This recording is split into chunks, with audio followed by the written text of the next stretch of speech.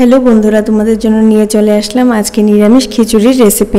এখানে নিয়ে নিয়েছি মুগ ডাল, গোবিন্দভোগ চাল, সবজি, নুন, হলুদ, জিরে গুঁড়ো, চিনেবাদাম, সাদা তেল, সর্ষের তেল, তারপর শুকনো লঙ্কা, 5 ফোড়ন, আদা, কাঁচা লঙ্কা ও ঘি। এখানে প্রথমে আমি মুগ ডালগুলোকে ভেজে নেব। মুগ ডালগুলো ভাজার সময় কন্টিনিউ এভাবে নাড়তে হবে। আমি একটা বাটি দিয়ে 1 বাটি মুগ ডাল নিয়েছিলাম, সেই বাটিরই পরিমাণ মতো জল নিয়েছি। 8 বাটি এখানে জল দিয়েছি। যে বাটি দিয়ে মুগ ডাল নিয়েছি সেই বাটিরই 8 বাটি জল নিয়েছি। তারপর দিয়ে দিলাম নুন। নুনটা তোমরা তোমাদের পরিমাণ মতো দেবে। এখানে ডালটা কিছুক্ষণ ফুটতে দেওয়া হলো। দেখলে কিছুক্ষণ বাদে ডালের উপর যে সাদা ফেনাটা ভেসে উঠলো সেটাকে হাতার সাহায্যে ফেলে দেবে। এখানে কিছু সবজি নিয়ে নিয়েছি। সবজিগুলো আমি আমার পছন্দ মতো নিয়েছি, তোমরা তোমাদের পছন্দ মতো সবজি নিয়ে নেবে। ডালটা কিছুক্ষণ সেদ্ধ হওয়ার পর সবজিগুলো আমরা ডালের মধ্যে দিয়ে দিলাম। সবগুলো সবজি এখানে দিয়ে দিয়েছি।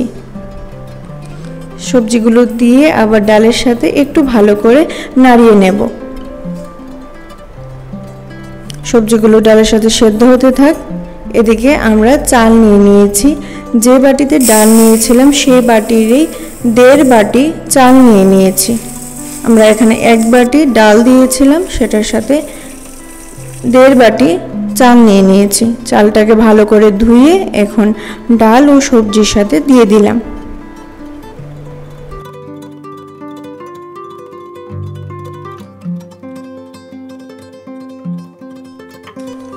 চাল, ডাল ও সবজিগুলোকে আবারও একটু ভালো করে সবগুলো একসাথে মিশিয়ে দেব।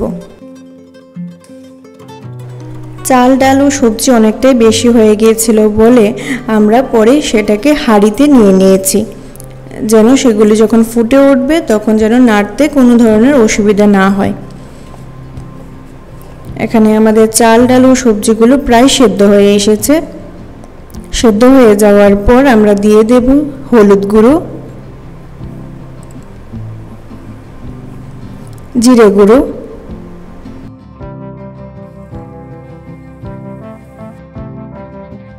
হলুদ গুঁড়ো ও জিরে গুঁড়োটা দিয়ে ভালো করে মিশিয়ে নেব।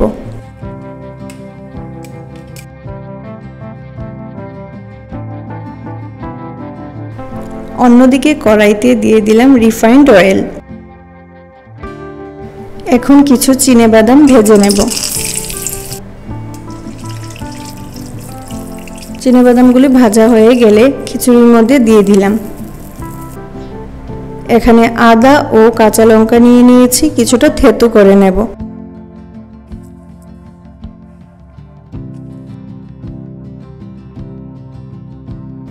এবার কড়াইতে আবারও দিয়ে দিলাম সর্ষের তেল।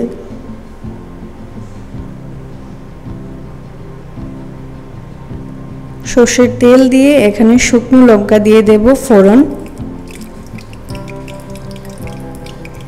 শুকনো লঙ্কাটা কিছুটা ভাজা হয়ে যাওয়ার পর আমরা দিয়ে দিলাম এখানে 5 ফোড়ন। 5 ফোড়নটা দিয়ে কিছুটা নাড়াচাড়া করে এখানে যে আদা ও কাঁচা লঙ্কাটা বেটে রেখেছিলাম সেটা দিয়ে দেব। ভালোভাবে ভাজা হয়ে গেলে তারপর অল্প অল্প করে খিচুড়ি প্রথমে দিয়ে দেব।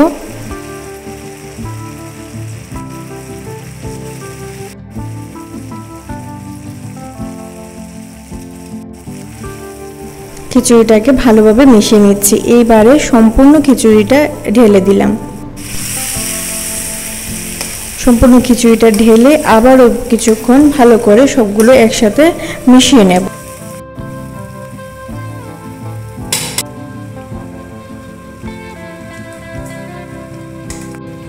এরপর দিয়ে দেব ঘি।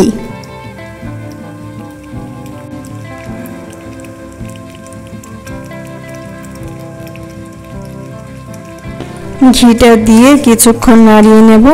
তারপরে গ্যাসের ফ্লেমটা অফ করে দেব, কারণ ঘি দিয়ে বেশিক্ষণ গ্যাসের ফ্লেমটা অন রাখবো না।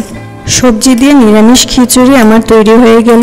তোমরা জানাবে ভিডিওটা কেমন লাগলো। যদি ভালো লেগে থাকে তাহলে অবশ্যই লাইক, শেয়ার এবং সাবস্ক্রাইব করে আমার পাশে থেকো। অত্যন্ত সহজ সরলভাবে আমি রেসিপিটা দেখানোর চেষ্টা করেছি। বৃষ্টির দিনে কিংবা যে কোনো পুজো পার্বণে এই নিরামিষ খিচুড়ির রেসিপিটা তোমরাও বাড়িতে বানিয়ে দেখতে পারো। ভিডিওটা যদি তোমরা শেষ পর্যন্ত দেখে থাকো তাহলে আমাকে কমেন্টে জানিও কারা কারা খিচুড়ি খেতে ভালোবাসো।